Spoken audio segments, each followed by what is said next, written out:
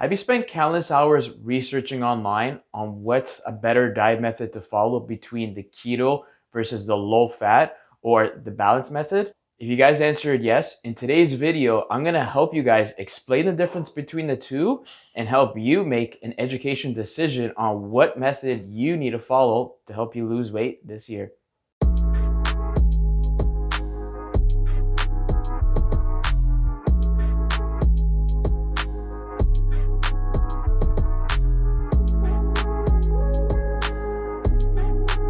What's going on, guys? It's Coach Angelo, and today I'm gonna explain to you guys the difference between the keto diet versus the low fat or balance method and help you guys decide on which one you need to do to help you lose weight. Now, this information that I'm sharing with you guys is from the research that I did online, and then from my knowledge when it comes down to nutrition and from my expertise and background of training clients throughout the years.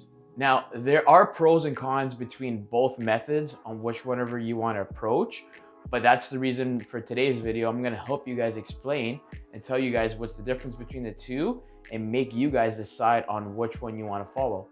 Firstly, I am biased with the low fat or the balance method, and this is usually the method that I use for myself and then what I use for my clients. But again, at the end of today's video, I want you guys to decide on which method that you want to follow. And at the end of the day, both methods lead to this exact same thing, which is weight loss. Now, if you watch my previous video on the 4 tips to lose weight, good job. If you haven't, I'm gonna link it up above right here. I do highly recommend for you guys to watch that video first before you watch this one, because I explain the 4 tips that you guys need to follow for beginners and at least gives you a little bit more background information before you watch this video. Now, essentially, whatever diet method you choose to follow, at the end of the day, it's gonna lead to the exact same thing, like I mentioned before, which is weight loss. Now, the reason for that, because both diet methods is gonna make you end up being in a caloric deficit, and this is what you need to do for you to lose weight. Your daily calories is broken down into 3 macronutrients: protein, carbs, and fat. So protein and carbs is equal to 4 calories per gram, and fat is equal to 9 calories per gram.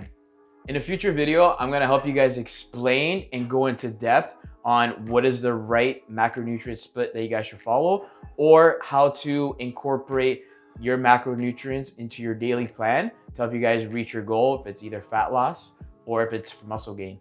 Now, the biggest difference between the keto and the low fat when it comes down to the macronutrients breakdown is with the keto, 70% of your macronutrients is coming from fat, 25% is coming from protein, and 5% is coming from carbs. The goal of the keto diet is to get your body in a metabolic state, which is called ketosis. Essentially what this means is your body is producing ketones, which your body is using fat for your primary source of fuel. Instead, when you're eating carbs, your body is using glucose and storing that into glycogen into your muscle and using that as your primary source of fuel. Now, there's a lot of benefits of the keto diet. One of them is primarily to lower your blood sugar levels, which this is gonna help if you're a person that is diabetic and if you're someone that's insulin sensitivity. So primarily the reason to do this is you're lowering carbs from your diet, which also helps with that. So when you lower carbs, it lowers your blood sugar levels and your insulin levels. And by reducing that macronutrients, you're in a caloric deficit as well. But that does lead to the biggest con of being on the keto diet is you're eliminating carbs from your diet. So this means you're eliminating a lot of starchy carbs from your diet, and you're eliminating a lot of high carb vegetables and fruit. And primarily what you're gonna be consuming is a lot of fatty meat and very leafy green vegetables. There is also an initial period before your body can start producing ketones when you're on the keto diet, which is called the keto flu. This usually will start occurring anywhere between 5 to 7 days, or usually around 1 week period from starting the keto diet. During this period, you might start getting a lot of side effects of feeling fatigue, headaches, lack of concentration, tired, and also sugar craving, because you're eliminating those carbs from your diet. Now, the keto diet could also lead to some heart risk problems which is elevated cholesterol levels from eating a lot of fatty red meat. Now, with the keto diet, you're going to notice a lot of weight loss in the initial phase, but don't mistake in weight loss for fat loss. Don't be surprised if you notice anywhere between 2, 4, or 6 pounds of weight loss in the first week, but that weight is usually equivalent to you losing a lot of water. The reason for this is, again, with the keto diet, you're eliminating carbs from your diet. With carbs, for every 1 gram of carb, you're holding on to 4 grams of water weight in your body. This is the reason when someone does a crash diet and they eliminate a lot of carbs from their meal plan and they restrict so much what they're eating, the first initial period, they're gonna notice a lot of weight loss and they're gonna be happy. Yeah, I went on this caloric deficit of 1,000 calories. I eliminated all my carbs and I lost 5 pounds in the first week. And then the second week, they try to continue that. They might only lost 2 pounds. And then the third week, they might not lost anything at all. And they try to restrict the calories even more. And what ends up happening is they get all these urge and craving because they eliminate carbs from their meal plan. And then they get to a point where they can't resist it anymore. They start binge eating and they put the weight back on. So that's the reason why something like the keto diet, you are going to lose a lot of weight in the beginning, but you have to be consistent with constantly following this plan. And then you're gonna notice a lot of more fat loss. For a diet to be very effective, at the end of the day, the main thing you need to focus on is being consistent with following that diet plan.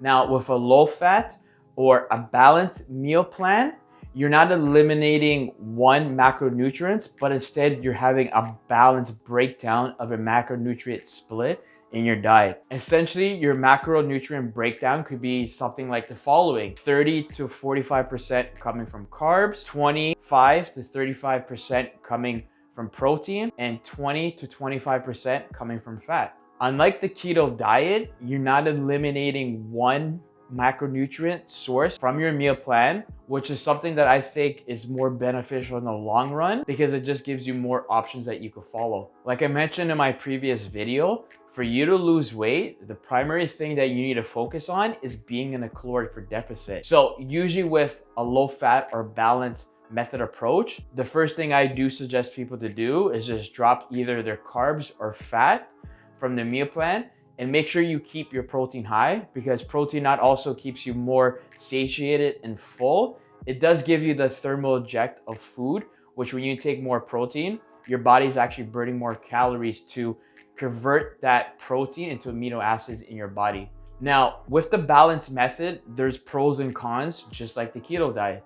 With the low fat or balanced method, you have more options on what you could eat in your meal plan, but in moderation, of course, because you want to make sure you stay in that caloric deficit. Meal planning is a lot more easier because you have more options to choose from when you're not eliminating one macronutrient from your meal plan. With the increase of carbs in your diet, this is going to help with your athletic performance, plus increase your energy throughout the day or increase your energy in the gym, since carbs is usually a primary source of fuel in your body. Lastly, you won't suffer from the keto flu, which some people have experienced when they start a keto diet. Now, some of the cons of doing a low fat or balanced method. Unlike the keto diet, the first initial phase, you might not notice a lot of weight loss in the beginning, depending on how high your caloric deficit is. Plus, like I mentioned before, with the keto diet, for every 1 gram of carb in your body, 1 gram of carb holds into 4 grams of water. So with the keto diet, the first initial period, you're losing a lot of water weight in the beginning. Now, having the ability to still eat the foods that you love and enjoy could be sometimes like a double-edged sword and can come with a cost as well. You want to make sure that, again, you're still eating the foods that you love and enjoy, but in moderation. If you're someone that when you have a lot of carbs, you crave more carbs and you end up binge eating, maybe a keto diet might be beneficial for you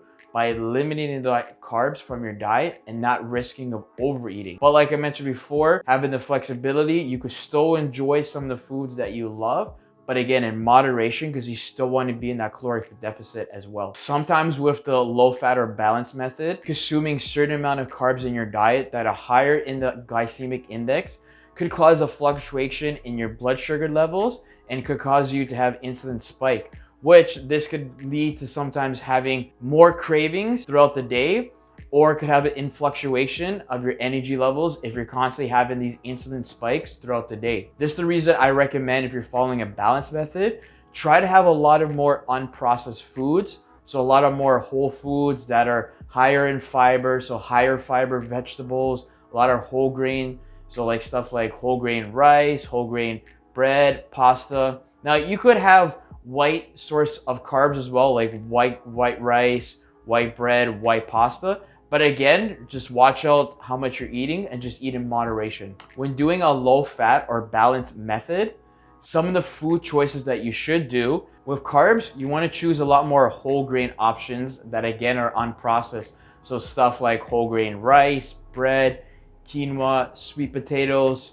You could have white source of carbs like white rice, white potato, white pasta, but again, just in moderation, and try to choose a lot of fibery source vegetables that's gonna keep you full and keep you satiated throughout the day as well. And fats, again, if you're choosing more of a fatty red meat or a fatty fish, you're gonna get some of your fats from that. Or if you wanna have a little bit more fat in your diet, you could get it from stuff like avocado, olive oil, or any sorts of nuts as well. To summarize everything that I just explained to you guys, to answer the obvious question, which is the best diet method to follow? The keto versus the low fat or balanced method. At the end of the day, there's no right or wrong answer. It's whatever method you could follow on being consistent throughout your fat loss journey. If you have a short amount of weight that you want to lose, like say if you're trying to go on vacation, or if you have that special outfit for a certain occasion that you want to fit into, maybe a keto diet might be more beneficial for you because you will notice a lot more weight loss in the beginning. But again, don't confuse weight loss to fat loss. Now, if you have a little bit more fat that you have to lose, I do recommend doing a more low fat or balanced method. At least this way you have more option that you can incorporate in your meal plan and that you're not restricting, again, carbs from your diet. But if you could stick with a keto diet for a span, again, of 4 to 16 weeks or even longer, then follow the keto diet. Or again, if you're someone that suffers from diabetes or you're diabetic or you have insulin problems, then following a keto diet might be beneficial. But having those health risk problems, you could still fix by following a more low-fat diet. This could all be corrected by, again, fixing your nutrition and your diet and being in a caloric deficit, which the keto and the low-fat diet both do at the end of the day. Me personally, I rather follow the low-fat or balanced method, and that's the method that I follow from when I went from my 214 pounds to 170 pounds in a span of 9 months. Me, essentially, I enjoy having carbs in my diet, and especially being an athletic person and someone that needs a lot of energy in the gym, having those carbs is beneficial for me, and following a low fat or balanced method is something that I could personally consistently follow for me to hit my fat loss goal. Just remember, at the end of the day, whatever diet method you choose to follow, just make sure that you're being consistent with following that approach. And at the end, when you reach your fat loss goal, avoid going back to your normal eating habits, because that's what's gonna cause you to put the weight back on. So that's the reason why I suggest or recommend following a method that you could follow even after you lose your weight. Because what I personally believe, I don't personally believe in a diet. I believe in a lifestyle change and approach. Because the diet doesn't start when you want to lose weight. The diet starts after you lose your weight and you want to continue following that. So if you're someone that's going on the keto diet approach, you lose all the weight, that's great. Just make sure you don't go back to your normal eating habits and start eating a lot more carbs. You want to start introducing carbs at a slower pace, and vice versa. If you're doing the low fat method, if you're limiting a lot of fat or limiting a lot of carbs from your diet, once you reach your weight loss goal, you're going to slowly, gradually bring your calories back up from introducing more carbs or more fat into your meal plan, which if you watch my previous video again, the 4 successful tips to follow for beginners. Tip number 4 is to start a reverse diet phase.